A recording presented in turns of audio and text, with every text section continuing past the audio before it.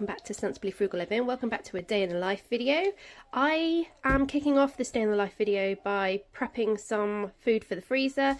I had these broccolis from the Veg Wars at Tesco's, you know, the Easter prices. These are going a bit yellow, so they need to be sorted. I keep putting it off because I've been busy. It's the Easter holidays, but what I have decided to do is get these blanched and frozen before they go past their like peak, and I'll do the potatoes later when I've got a bit more time. I just want to do these to make sure that they're done, because if I don't get around to the potatoes, it's not a big deal, but I do want to get these in the freezer. So I'm going to do that now, and I'm going to start by prepping these to be blanched. So I've got these on now. I'm going to blanch them for a few minutes, and then I'm going to cool them off, dump them into some cold water, and then I'll get them in the freezer. And at least then these will be done. And like I said, if I get round to the potatoes later, I'll show you that. But for now, I've got the broccoli. Oh my god. Put your teeth in. The broccoli on blanching. I also have to get this banana into the freezer because it is gone past its best. I'm just going to pop it in a baggie and then we can use it for smoothies and things. So I just pop these in the freezer like that, and then I'll use my handheld blender to blitz these in with yogurt and things for smoothies, or I just blitz it with spinach for banana ice cream. I'm going to get that in the freezer, and then I'm going to go through my gift stash because my son has 3 birthday parties in April. One is very soon. Again, he'll have gone to that before you see this video, but I think I can sort all the presents from my gift stash, so I will do that with you now. So I've just plunged the broccoli into some cold water, and now I'm going to drain it again and get it bagged up, maybe put in some Tupperware to go in the freezer. I'll see what I've got. There we go. I've got 3 portions of broccoli now. Make sure that's on. For the freezer, and that was 30p because I paid 15p each for the broccoli. So yeah. That's going straight in my freezer for a later date.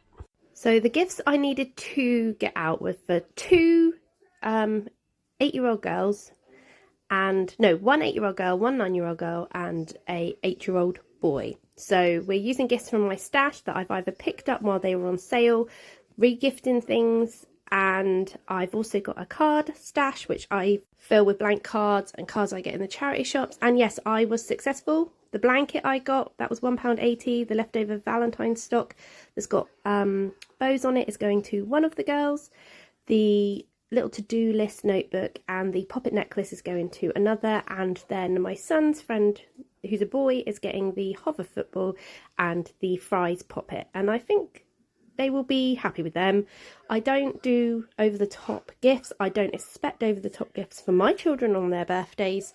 So I think classmate gifts should be token gifts, and I reused Christmas wrapping paper. I still haven't got around to blanching these, but I went to the community larder and I got these, which are a pack of baking potatoes. So I'm actually going to prep jacket potatoes, and I do that in the slow cooker. So what I'm going to do is get all of these pricked all over with a fork, individually wrapped in tin foil, and then I'm going to load up the slow cooker, put it on high for about 5 hours, and when the potatoes are cooked through, I'll take them out, cool them, and put them in the freezer. And then all you have to do is get them out and either defrost them, well, I would defrost them in the fridge, and then pop them in the air fryer.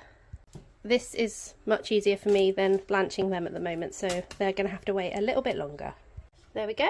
That's all the prep that goes with that. The ones that touch the bottom will be a little bit crispier on the skin, but as long as you're cooking them through and then cooling them, putting them in the freezer, you can just pop them in and heat them up in the air fryer and they'll go crispy anyway.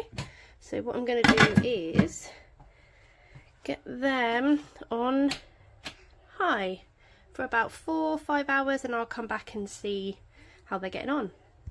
We found some more seeds. I cleaned the shed out. I didn't film that because it was just such a task. But we found some more seeds in the shed, so we're going to be planting these. These are just going into the big pots.